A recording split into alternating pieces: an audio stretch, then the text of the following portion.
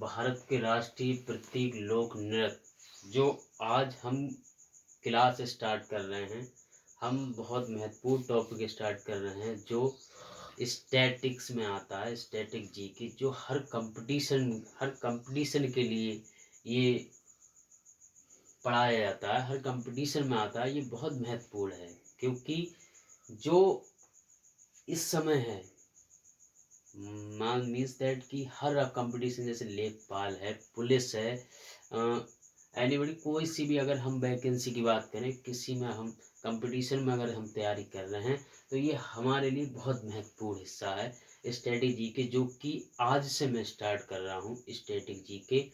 और शाम के लिए ये अपलोड हो जाया करेगी वीडियो हर एक मीन्स दैट अभी तो मैं सिर्फ इंट्रोडक्शन थोड़ा बहुत समझाऊंगा, उसके बाद में मैं लगभग 20 से 25 मिनट की हर वीडियो रखूँगा। और अगर हाँ इंटरेस्टेड, अगर आप कुछ करना चाहते हैं और आपके लिए ये मतलब कुछ अलग हटके मतलब जैसे कुछ बनना ही है तो हाँ आप ज़रूर मेहनत करो।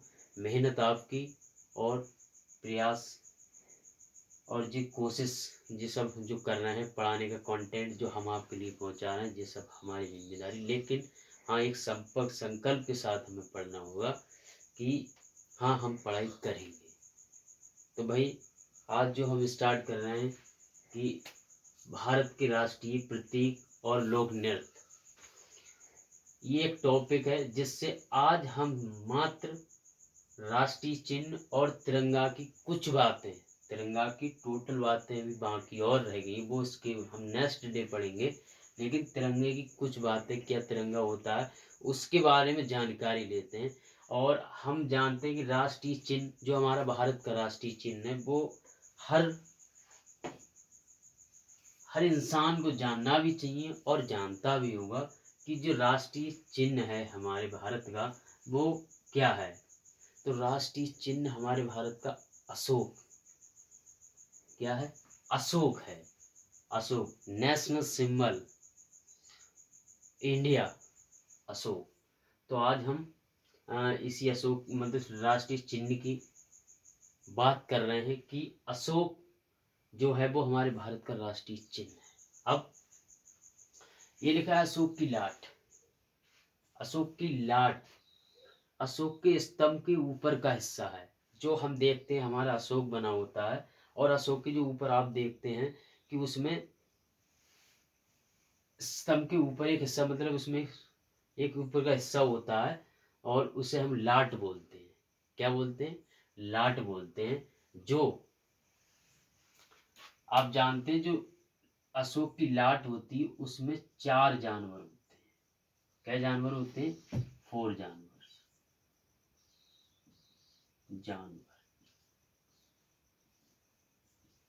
जिसे हम बोलते हैं सिंह। शेर, शेर के मुंह क्या होते हैं? हमें दिखाई तो अगर 3 देते हैं, अगर हम 3D में देखें तो हमें वहां पर 4 मुंह मिलेंगे। उसके क्या मुंह मिलेंगे? 4 मुंह मिलेंगे। एक पीछे की तरफ होता है जो हमें दिखाई नहीं देता, जो अदृश्य, हाँ अगर हम चित्र में देखें तो। लेकिन हाँ अगर हम 3D में देखें तो दिखाई देगा। भाई ये राष्ट्रीय चिन्ह है। ये 26 जनवरी 1950 को अपनाया गया था। 26 जनवरी 1950 में राष्ट्रीय चिन्ह जो हमारे भारत का राष्ट्रीय चिन्ह है अशोक, इसके लिए ये अपनाया गया था 26 जनवरी 1950 को। और शेर, हाथी अदृश्य हैं। जो इसके नीचे वाला हिस्सा होता है अशोक का, तो नीचे वाला जो आधार होता है, आधार जो पीछे का साइड होता है, अदरस शेर और हाथी उसके पीछे बने हुए थे जो हमें दिखाई नहीं देते हैं। और घोड़ा और सांड जो दृश्य होते हैं मतलब आधार पे ही आगे की तरफ अगर हम देखेंगे तो एक घोड़ा बना होगा और एक सांड बना होगा। इसके आधार पर, किसके आधार पर? अशोक, अशोक के आधार पर। भाई इसके आधार में एक बहुत प्यारा वाक्य लिखा हुआ है जिसे हम बोलते हैं सत्यमेव जयते। सत्यमेव जयते, सत्य की हमेशा जीत होगी। सत्यमेव जयते लिखा हुआ है। ये मुंडकोपनिषद से लिया गया है। कहाँ से लिया गया है? मुंडकोपनिषद से लिया गया है। जैसे इसके आधार में सत्यम जयते लिखा हुआ, कहाँ से लिया है, मुंडकोपनिषद से लिया गया है। ये भारत का राष्ट्रीय, जो सत्यमेव जयते लिखा है भाई, ये भारत का राष्ट्रीय वाक्य है। अगर हमसे कोई पूछे कि भारत का राष्ट्रीय वाक्य क्या होता है, तो हम उसे जवाब देंगे सत्यमेव जयते, जो कहाँ से लिया गया है, मुंडकोपनिषद से लिया गया है। कहाँ से लिया गया है, मुंडकोपनिषद से लिया गया है, और देवनागरी लिपि में लिखा गया है। ये सत्यमेव जयते किसमें किसमें लिखा गया है, ये मुंडकोपनिषद से लिया गया है, लेकिन लिखा हुआ किसमें, देवनागरी लिपि में लिखा गया है। भाई ये हमारी छोटी सी जानकारी एक अशोक कि अशोक हमारे देश में जो चिन्ह है वो कब अपनाया गया, इसके जो जानवर आधार पर हैं वो कितने दृश्य हैं कितने अदृश्य हैं, ये सब जानकारी है कि भाई 26 जनवरी 1950 को हमारा अशोक जो चिन्ह है वो अपनाया गया था। और आधार में जो अदृश्य है वो शेर और हाथी होते हैं, और दृश्य हैं वो घोड़ा और सांड होता है। और एक आधार ही में सत्यमेव जयते लिखा है अशोक के। ये भारत का राष्ट्रीय वाक्य है। ये जो मैं आपको पढ़ा रहा हूँ बहुत महत्वपूर्ण बातें हैं, क्योंकि ये बातें अक्सर लोग पैड पे पढ़ाते हैं। ऐप में जाओ पैड पे पढ़ो, क्योंकि स्टैटिक जीके का पोर्शन है, और जहाँ तक स्टैटिक जीके पैड में ही पढ़ाया जाता है। लेकिन हाँ, मैं आपको बिल्कुल निःशुल्क, अगर आप सहमत हैं इस बात से, तो हमारे जो चैनल है इसे सब्सक्राइब करके और लाइक करें, और इसके लिए और इसमें ज्वाइन हों, जिससे आपके लिए लाभदायक जो वीडियो वो आपके लिए उपलब्ध हों। और ये हमारी सेवा है कि आप तक पहुंचाएं, और आप इसके लिए अपने संघर्ष में उतारें। इसके बाद में हम बात कर रहे हैं तिरंगा।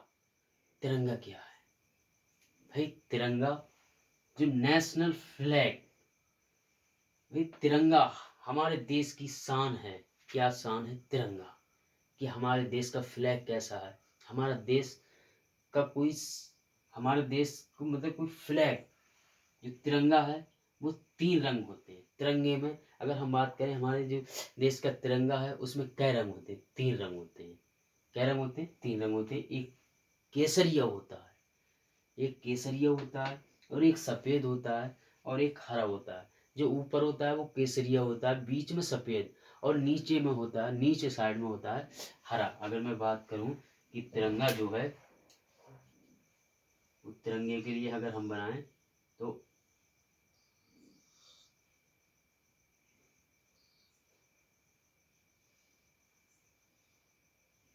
ये तिरंगा है हमारा।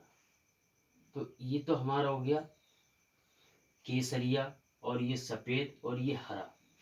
तो अगर हम केसरिया की बात करें कि केसरिया तो मतलब कोई कारण रहा होगा ना, कोई ये कारण रहा होगा कि जैसे ये कलर हैं तो हमने केसरिया ही क्यों लिया, हमने और कौन सा और कोई सा क्यों नहीं लिए। तो इसलिए भाई केसरिया रंग जो है वो हमें ये दर्शाता है कि ये ताकत और साहस का प्रतीक है। किसका है, ताकत और साहस का प्रतीक है जो केसरिया रंग दर्शाता है। और जो सफ़ेद रंग है, सफ़ेद रंग हमें ये दर्शाता है कि शांति एवं सत्य का प्रतीक, कि हमारे देश में शांति है और हम सत्य हैं।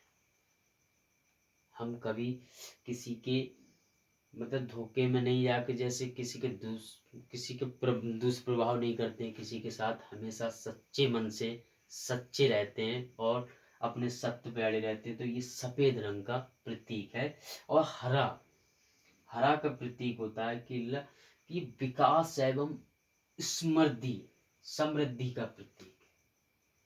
भाई विकास, कि हमारे देश का विकास क्या है। तो ये कौन सा प्रतीक ये दर्शाता है, हरा। कौन सा दर्शाता है भाई, हरा दर्शाता है। बीच में भाई हमने यहाँ देखा होगा, बीच में यहाँ पर हम देखते हैं कि एक चक्र लगा हुआ है। क्या लगा हुआ है, चक्र लगा हुआ है, जिसमें 24 तीलियां हैं। क्या तीलियां भाई, 24 तीलियां हैं कि बीच में धर्म चक्र है जिसमें 24 तीलियां हैं। उनका रंग समुद्री नीला है। अगर हम जो तीलियों की बात करें कि उनका रंग कैसा है, तो उनका रंग समुद्री नीला है। कैसा है, समुद्री नीला है। ठीक। और 22 जुलाई 1947 को इसे राष्ट्रीय ध्वज के रूप में अपनाया गया। कब अपनाया गया अल्लाह, 22 जुलाई 1947 को इसे राष्ट्रीय ध्वज के रूप में अपनाया गया। इसकी कुछ और महत्वपूर्ण बातें हैं कि जैसे ये किसने दिया, ये कब फहराया गया फ्लैग सबसे पहले, तो इसकी जानकारी हम कल से स्टार्ट करेंगे। आज मैंने आपको बताया कि आज मैं आपके सामने जो लेके आया हूँ, या मैं आपको ये बताना चाह रहा हूँ कि आज से हम अपनी क्लास स्टार्ट करते हैं स्टैटिक जीके की। जो कुछ कुछ पोर्शन हैं जो हम 20-20 मिनट की वीडियो रखेंगे और आप तक पहुँचाएंगे। अगर आप इंटरेस्ट हैं तो आप ज़रूर इसमें ज्वाइन करें और सहयोग दें और लोगों को शेयर करें कि हाँ, शेयर करें अगर अच्छी लगे वीडियो कि बढ़िया करके। जय हिंद।